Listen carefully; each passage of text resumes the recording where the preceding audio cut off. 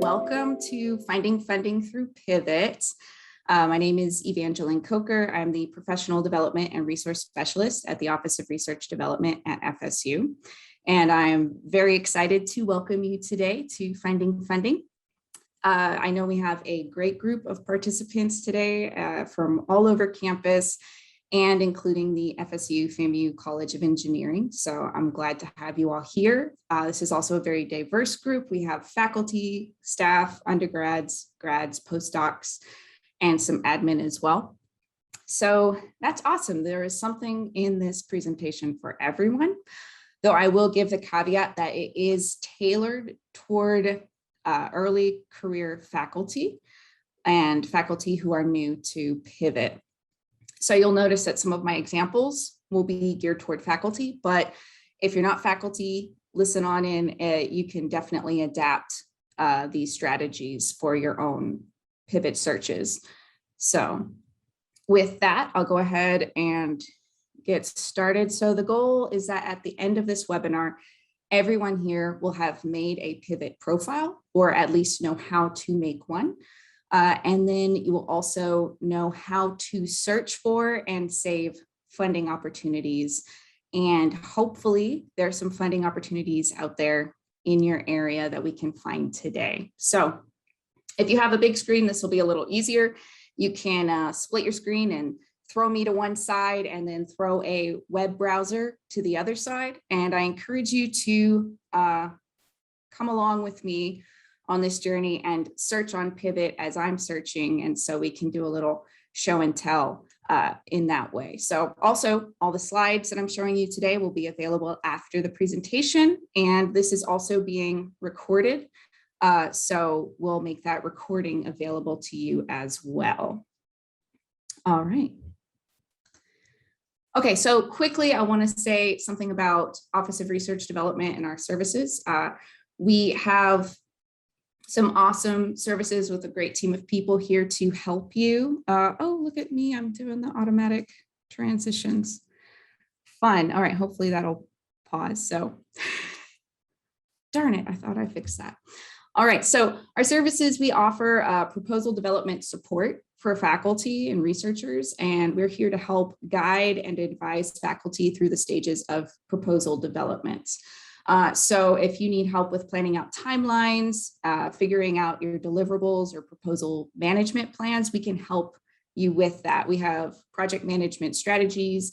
We can help you take care of document management and connect you with graphics and multimedia support. So when you find an opportunity on this database today or in the coming weeks, and you want some support with walking through from finding it to submitting it, we can help you with that. So please do contact us. I'll give you our contact info in the follow-up email today with the slides.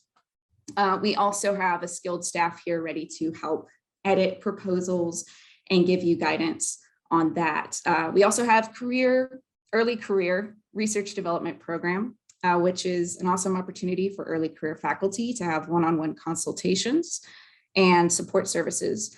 This is specifically for assistant professors. Some of you who are assistant professors may have already been contacted by our colleague at ORD, Rachel Goff-Albritton. She's on this call as well. And if you haven't gotten contacted by her, please do reach out if you'd like to be involved in early career research development program. Okay, and so we also have a lot of resources. I will skim over these real briefly. You notice I put links in the slide. You can go check those out later. We have, oh goodness, hello. We have seed funding opportunities. We have a successful proposal database. If you want some examples of what's worked in the past, you can check that out. We have all of our professional development webinars recorded and available to you on our site, as well as our YouTube channel. We have workshops and events like this, and we'll have more coming up. I will give you a link to sign up for our new collaborative collision.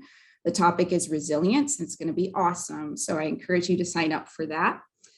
And we also have a page all about finding funding tools. Pivot is not the only one, but it is the one we're going to discuss today. And so that's what I'll get into now.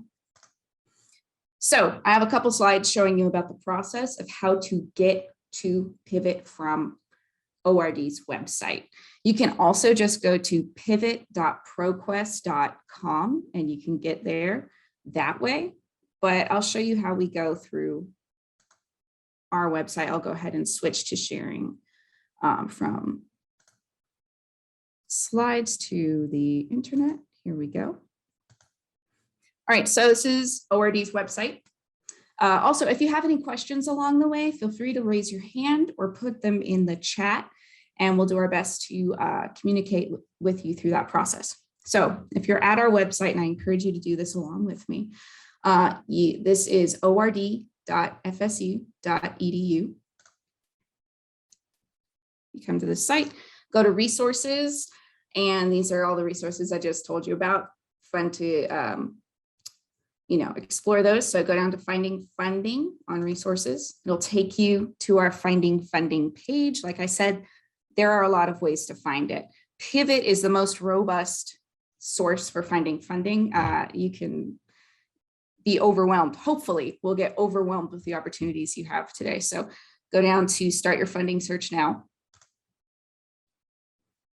We explain what Pivot is, how it's so awesome, and we'll go to Pivot. All right, so if you do have a Pivot account, you can sign in here at the top. If you don't, go to create an account. And it says use institutional login credentials or email address and create password. I do the email address version because sometimes the institutional login credentials doesn't communicate as well. Noticed a little bit of a lag with that. So go over here, fill in your info. As long as your email ends in fsu.edu, you have access to Pivot for free through the university. So even engineering faculty and staff and students should be able to get in through your fsu.edu email. So if you find you have any trouble, please contact us and we'll do our best to help you sign on to that. Also, when it asks for affiliated member institution, you guessed it, it's FSU. So you go down to Florida State University and we're right there. So just make sure that you've clicked Florida State University and you've used an fsu.edu email. Gmail, Hotmail won't work for this. All right, so anyway, I'm gonna go back. Let me move some things. And I'm gonna sign in. We're gonna walk through this, okay?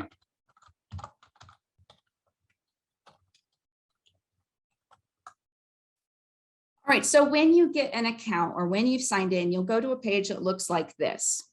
All right, you have profile that they will, you can fill out. I'm going to show you the profile real quick. Also, like I said, this is for people who are new to the Pivot site. So some of this stuff you may already know, which is, this is a great refresher. Maybe I'll tell you some things you don't.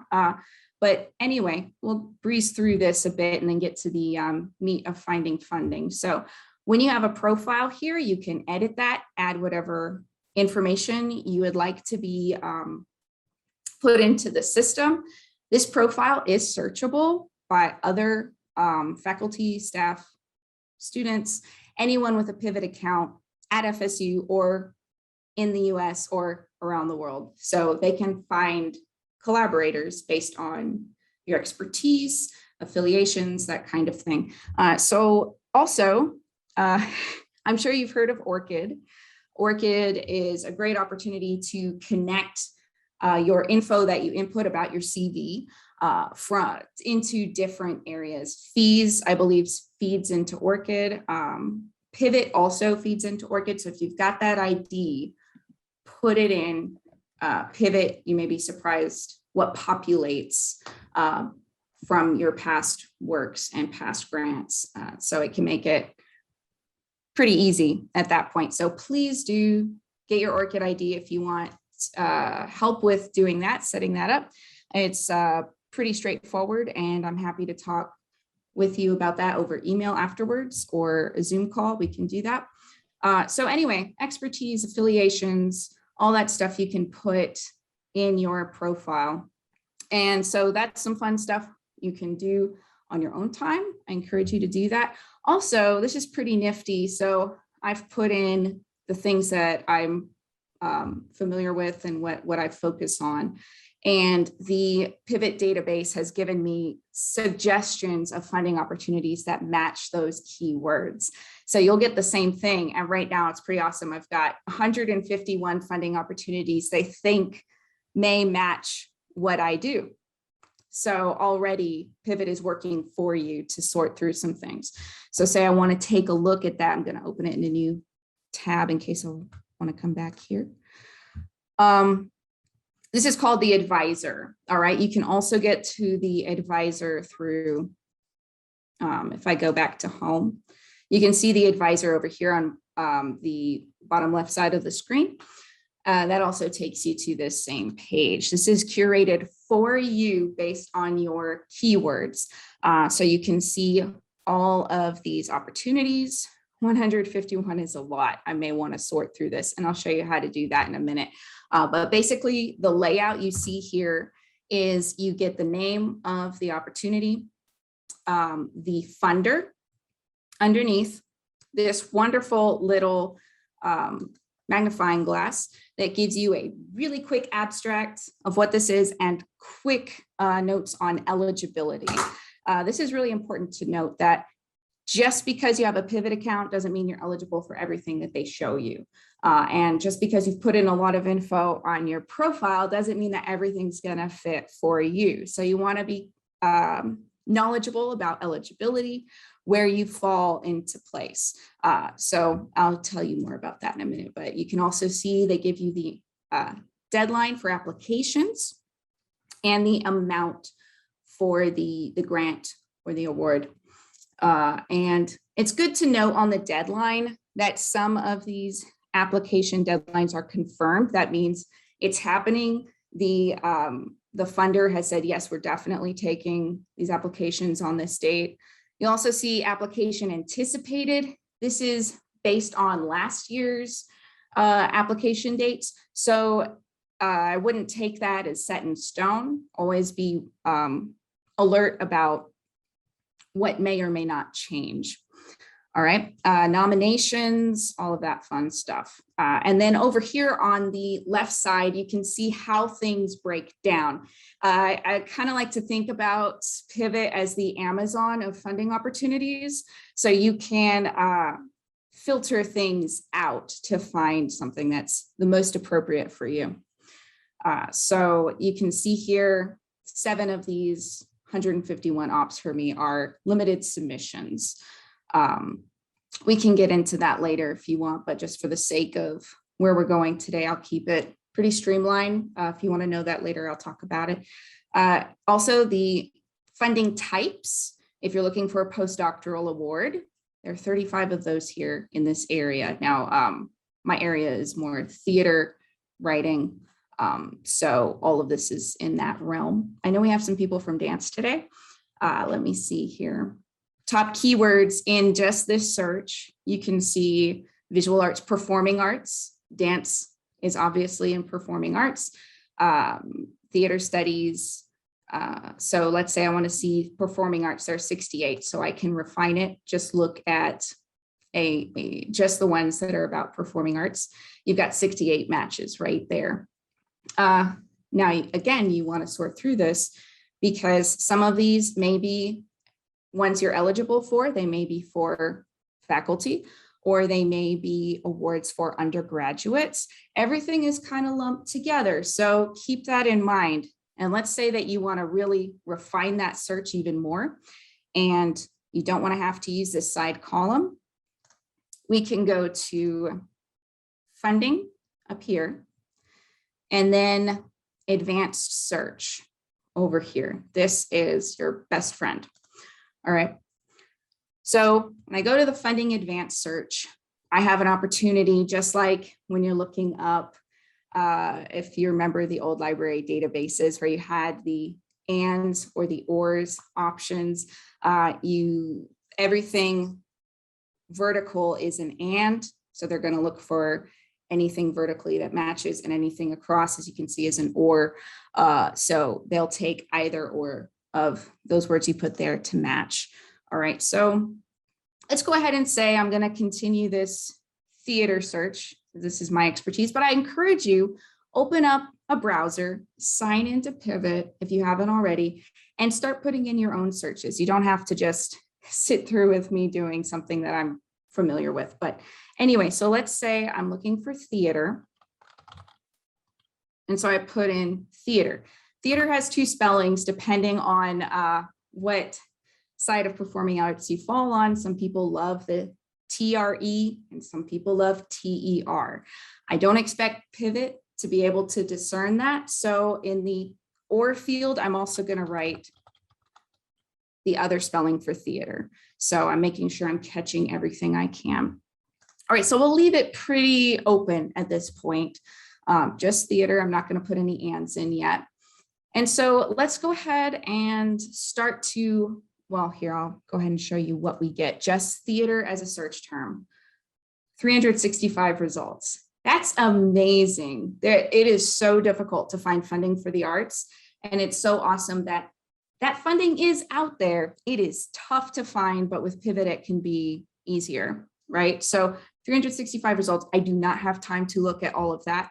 So I want to refine this search, right? So we're all busy. Let's refine it. Let me show you some of the areas here. If you're in advanced search, you can do a lot of cool things here. You can search by amount, more than or less than a certain amount of money. You can search, and I'll go ahead and say more than $10,000. And include unspecified. Yeah, sure. You can search for deadlines. Let's say that I need some time to get my proposal together. I don't want to have to sort through a bunch of deadlines that are a week from now and waste my time, right? So I'm going to say 90 days out, give myself some time to do a little extra research, prep with my collaborators. And so I just want to see things that I know are coming a ways off and I have time to prep, right? And let's go ahead. We can do optional deadlines. You can also do continuous or undefined. Some funders are continually accepting applications, which is wonderful. So we'll keep them in. Limited submission, you can look at that. Applicant institution location. I would definitely click on US for that and keep it unrestricted and unspecified as well to give you some more options. Because you'll notice this being a global database, there are a lot of opportunities for people who are there where their institution is in another country. So obviously we can't do that. But one thing we can do is broaden the activity location. So while we may have to say, yes, we can only take grant opportunities for institutions in the US, we can do our activity in other places, right? You can have a collaboration with someone in England or in Uganda, and you can work with them. So I like to keep the location open. I don't like to restrict that unless I've got a very specific project and I'm just trying to link this specific project at a specific location with a specific funding opportunity. Then use that as a way to narrow the scope of the opportunities you're going to see. So citizenship, this can be very useful. If you have dual citizenship and you want to see what are the opportunities available to me based on that. Not going to put that in yet. Funding type. We'll look at this when we come down to the exclude section. This will be important for anyone because we all go into different categories. If you want a keyword, you can do that. I'm not going to do that now. Applicant type, funder type, country of funder recently added. So you can narrow all of it down that way. You can also exclude things. And this is where I'm going to get into some of those areas we skipped. All right. So I want to funding type. Now this is if I were a faculty member, I don't want to have to waste my time culling through a large list of things that are mostly awards for undergraduates or graduates. So you want to come here, and everything in this grade area, again, is stuff we're going to exclude in the search. So let's say I want to exclude dissertation thesis funding. Whereas, if you're a grad student, listen in, you would just flip that, right? You want to include that dissertation funding, right? But for the sake of this being geared toward faculty, we're going to exclude it in my search. I'm also going to exclude fellowships or postdoctoral awards. All right. Industry or business funding, unless they can have a co-PI that's from an institution, which may be really important for those of you working on commercializing something, I would probably keep this out. Let's see.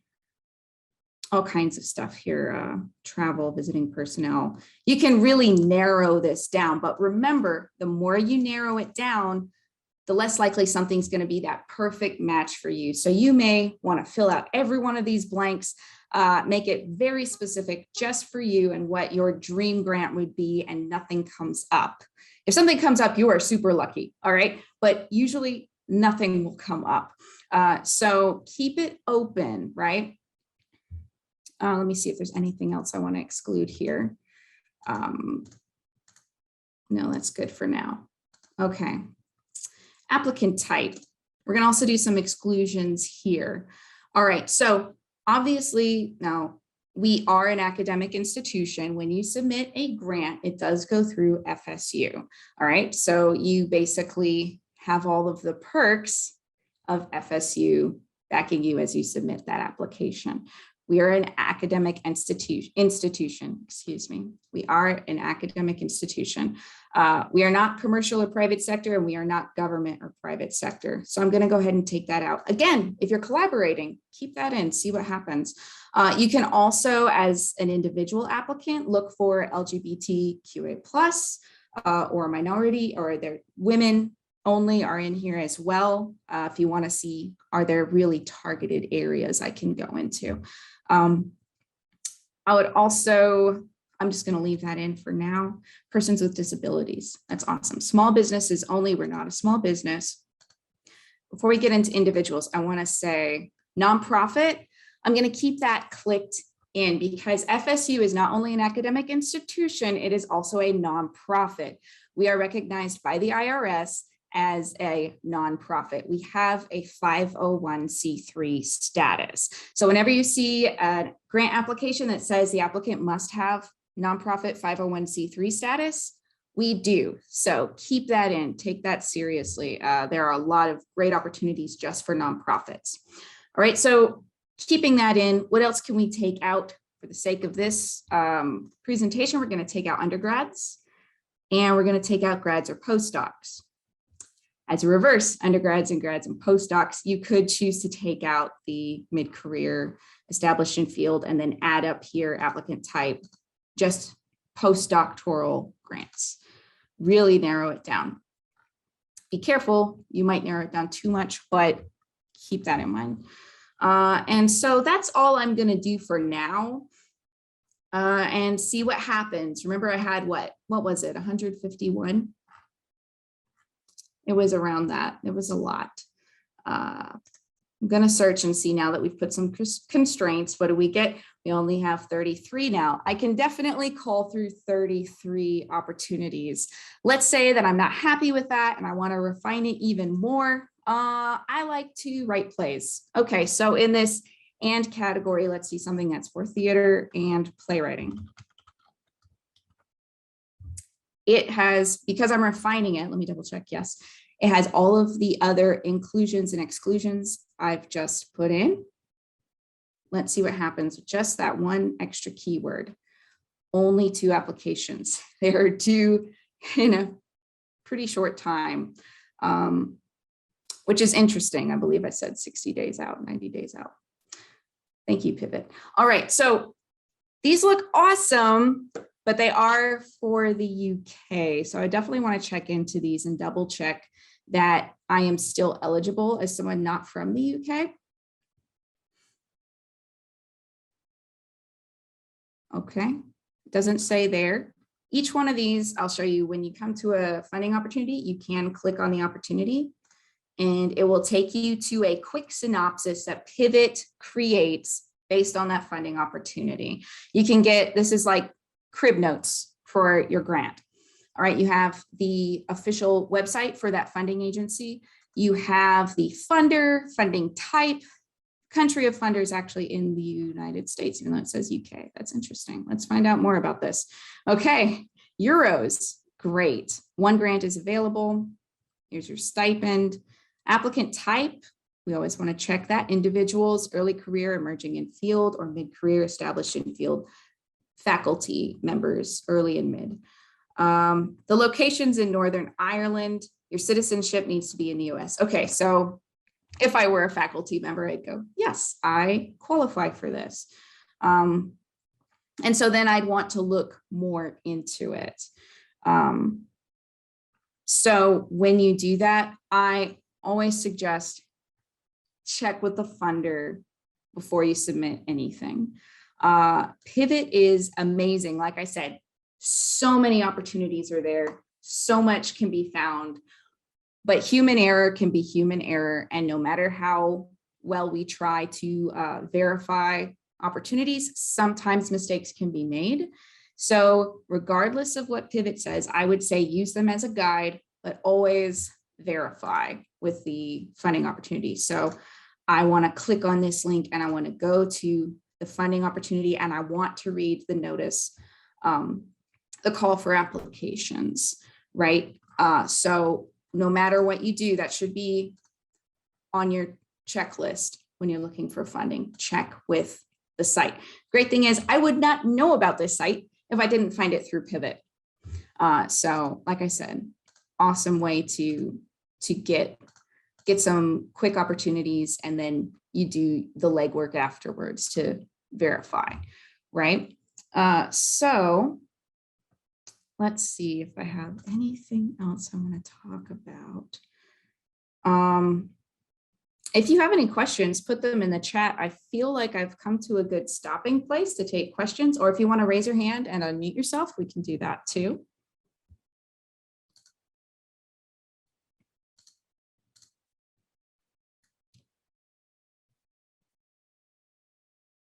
Oh, I remember. Okay. So let's say I love this. I want to go to Ireland and do creative writing in Ireland, even if it's just 15,000 euros. So I want to remember this opportunity. We have the opportunity to do that. So you click on the grant opportunity and say I want to track it. You see over here in the top right-hand corner, I can track this opportunity as changes occur. It will update me. I can also share this opportunity with someone. If they have a Pivot account, you can send it to them. So faculty and postdocs and grads who are working together, say that you want to divide and conquer and figure out some great funding opportunities. Someone's using one set of funding keywords, someone's using something else, or just one person in a team is in charge of searching for funding. Everyone should create a Pivot account, and then that person shares those specific opportunities they found in their search to that person.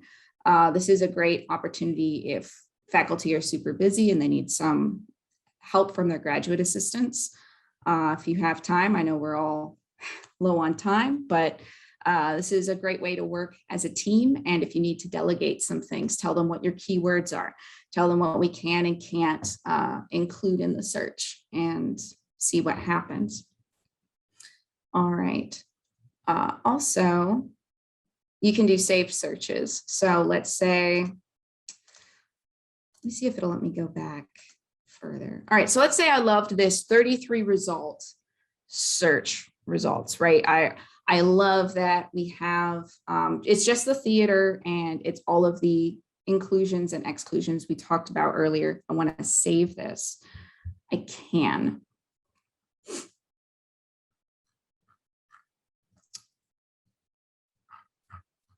And I'm having, let's see. Okay. So up here, at the top, you'll see beside advanced search and refined search, you have a saved search. And so I want to enter a name for this. Let's just say theater for me. Would you like to receive a weekly email containing new or updated ops from this inquiry? You can choose to do that. And then the email that's associated with your Pivot account gets an email every Sunday. That's when mine show up. Any additional opportunities that have come in over the week, they will let me know about. So yeah, sure, I'll save it. Okay, so let's say I want to find my my saved searches. If you go to your home up here, you get back to this main page, and then you can check your saved searches under my funding opportunities. And so here are all my saved searches I have. So new results for the week. It's nice. You have 3 new here. I've got 11 in limited submissions. You know, it's awesome. And then all results over here, they give you a breakdown. And then you can figure out if you don't want alerts from something. So maybe I don't want alerts anymore from film and movie. I will take that off, alert email off. And then you can do other things with it. So say I have podcast funding, just working on that for faculty member team, and I could share it with them. I could delete the search if I need to, or view archived results. It's really great. So let's say I want to take a look at one of these.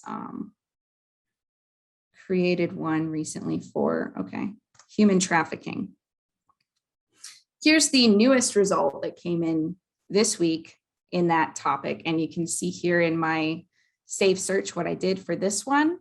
We're looking for human trafficking or child labor. And we also are making sure that they specify this is about children. And I put in child as well. Let's see what else I did. Okay, academic institution and nonprofit I included because FSU, we are both. This was more for a team effort, so we didn't specify any early career or mid-career at this point. They can include it, but and then exclude anything for dissertation or thesis funding. Okay, cool. So yeah, that is what I want it to look like. And so then if I want to look at all results, I can check here. All the results that are still open, they're still accepting applications for. And it shows you all 24 results for human trafficking have come up in the search, which is great. So like I said, you've got your money here, you've got your deadline over here, and then the opportunity. You'll notice there's a little gold bar on some of these opportunities. World of Children Awards, that's interesting. The gold bar says limited. That means this is a limited funding opportunity, a limited submission. Now, limitations can be anywhere from the person, the individual applying can only apply once, to something more restrictive that the university as a whole can only apply X number of times.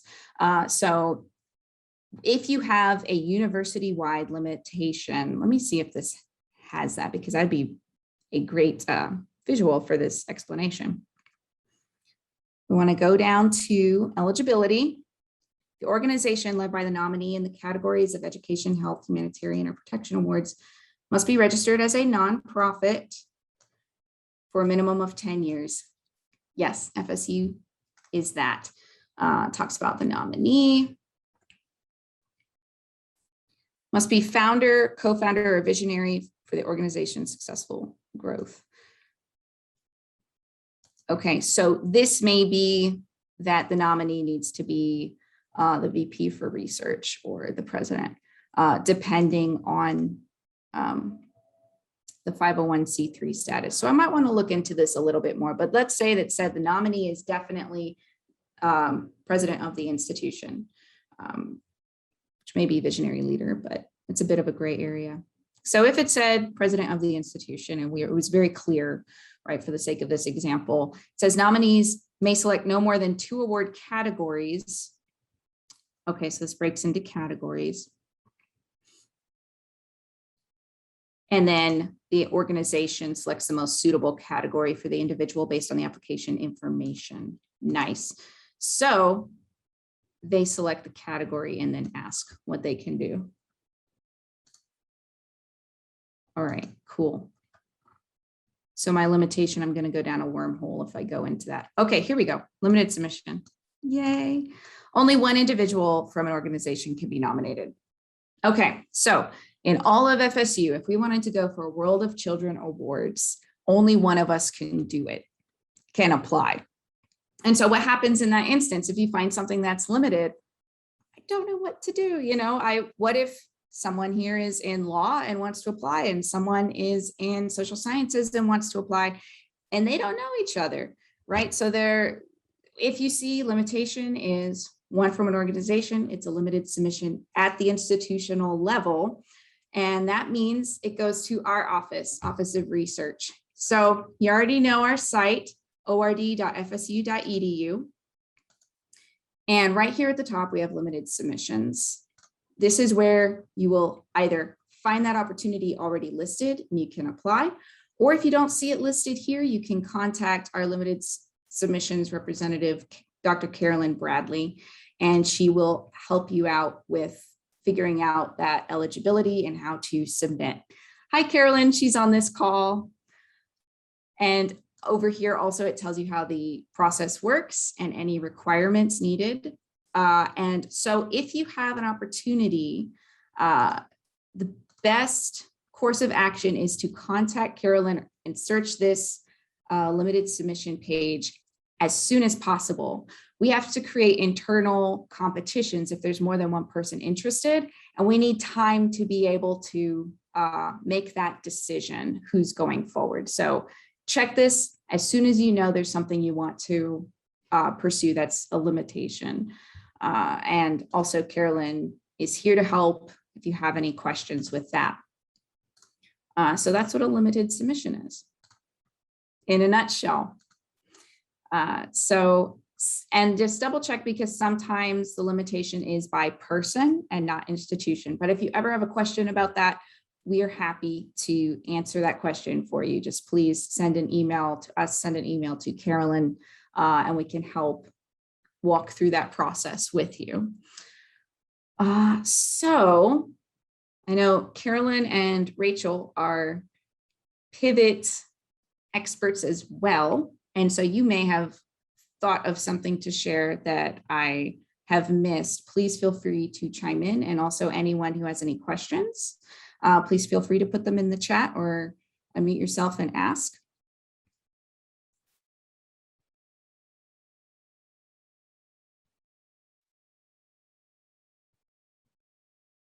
And if I think of anything else I'd like to cover, I'll throw that in at the moment. Nothing's coming to mind.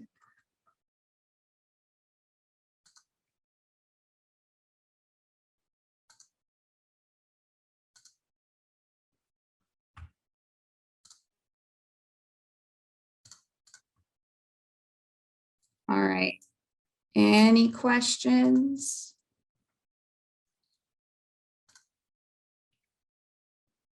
Oh, I do want to mention something I think is pretty nifty. I found this out earlier, that they have a conferences database too. So I know for a lot of us, we make our connections with our future collaborators or publishers. If you are in a publishing situation at conferences. This is an awesome search for conferences that apply to your area, and when proposals for presentations are due. So I just think this is so nifty, and I have not used this part enough, but let's say we have some people here from, let's see, scientific computing. Do they have scientific computing here? Or we might go, and if I choose the wrong term, my scientific computers, I apologize, but let's just say I'm going to go to data systems. Data system conferences, you've got over 1,000 conference results. Now, again, this is globally, and some of these might just be for undergrads or admin, but this starts you off with more than enough options. The great thing is they have an advanced search too. You can narrow down the scope here. Deadlines, oh, that's interesting. Deadlines passed on a lot of these, so you might want to take that out when you go to your advanced search. Keywords, which is awesome.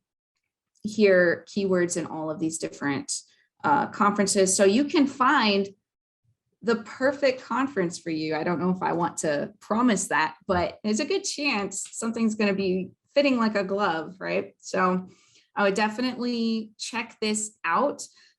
We also, at our office, like I said earlier, we provide seed funding through our seed funding program. We have travel grants available for faculty for this type of thing. So please do reach out about that as well. And so I just think this is so nifty. Not a place to get funding, but a great opportunity to find the connections you need for your next interdisciplinary research venture. Just some great opportunities there.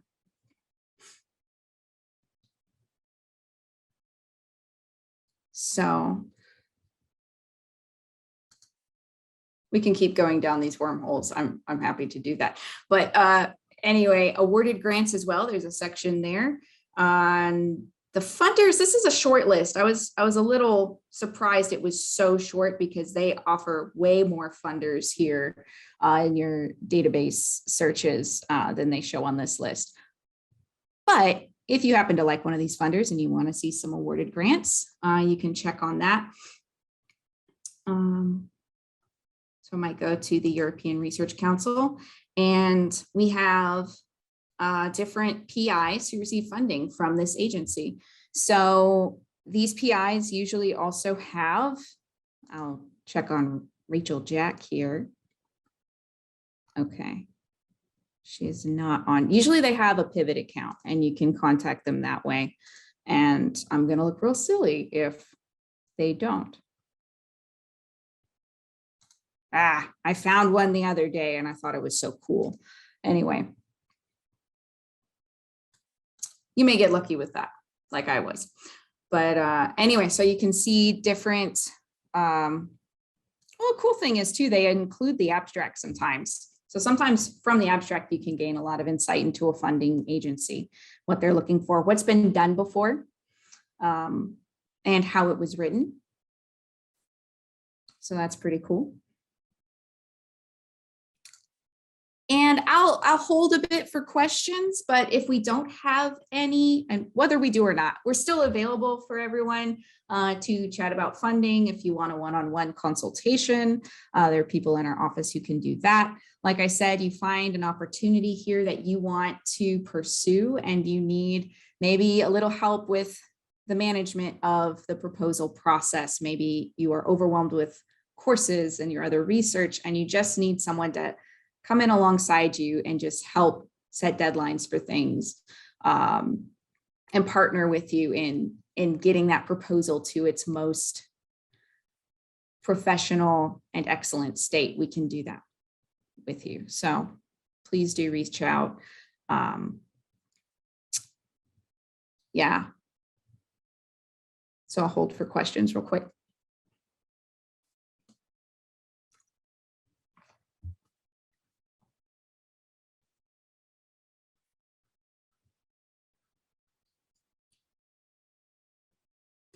Well, I believe all of you got an email directly from my email address, giving you the Zoom link for this. So you have my email. Oh, look, we've got something in the chat. Oh, you're welcome. So you have my email. Feel free to reach out if it's a limited submission question. Carolyn Bradley is here to help. I'll put her email in the post webinar email as well, so you can reach out to her if you're interested in early career programming. Rachel, I'll send her email out as well.